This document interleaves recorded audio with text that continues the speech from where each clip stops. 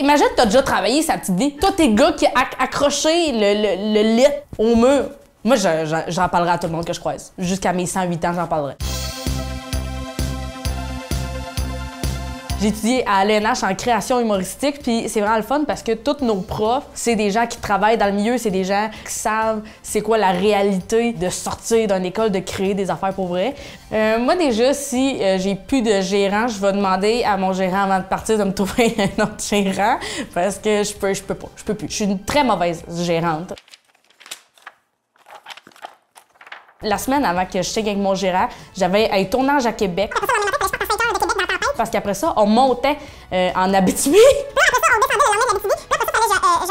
Parce que je me faisais opérer pour les yeux. Le lendemain de mon opération pour les yeux, moi, j'avais décidé de booker un show à Alma. Tu te dis, crime, c'est qui a booké tous ces shows-là, ces caves? C'était moi. Je prendrais un gérant, là. Je vais avoir un gérant. Mon amie Catherine, son père, il est luthier. Il fait semblant de savoir ce que ça voulait dire. Je suis allée googler soir-même.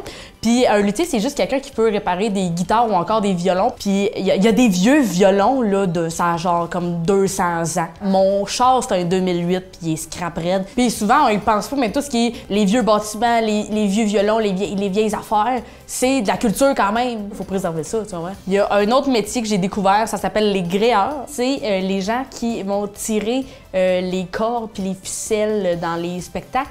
Ça vient du mot gréement. Ça vient des bateaux à voile. C'est toutes les cordes qui tiennent à faire avant. C'est ça, cette affaire-là. Et tu sais, les ficelles du showbiz, de ce monde-là.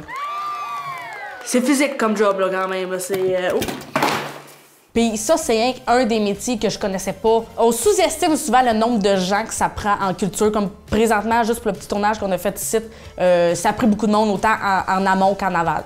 Oui, encore des termes de bateau. Comme maintenant, aujourd'hui, à bâbord, il y a le réalisateur, un stagiaire qui fait tout ce que tout le monde veut pas faire. À tribord, il y a le caméraman. En aval, il y a du monde qui ont peinturé. C'est ça, là, il y a quelqu'un qui l'a accroché au plafond. C'est le stagiaire qui a accroché ça au plafond?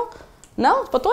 Il te faut même pas confiance pour accrocher ça au plafond, Caroline. Quand tu fais de la scène, tu veux un bon technicien. Ça change tout. Un spectacle mal éclairé au néon de Zellers qui marche à moitié avec un micro, que t'es comme si un micro t'as acheté pour les enfants de 4 ans, là, ça sonne comme un cauchemar aussi. T'as beau avoir les meilleurs jokes du monde, si on les entend mal, le show il scrape. Ça aurait l'air, là, s'il n'y avait pas d'équipe technique, là, puis il y avait juste moi, là.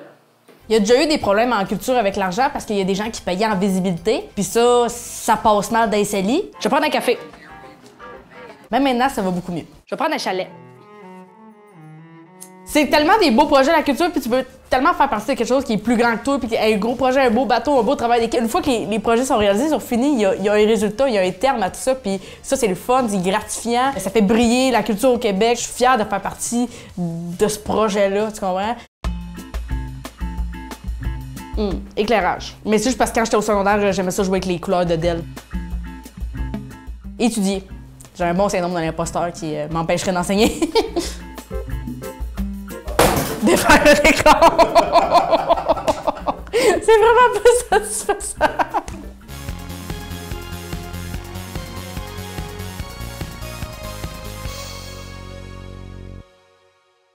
J'espère que la chatte est bonne parce qu'on peut pas en faire. Non, c'est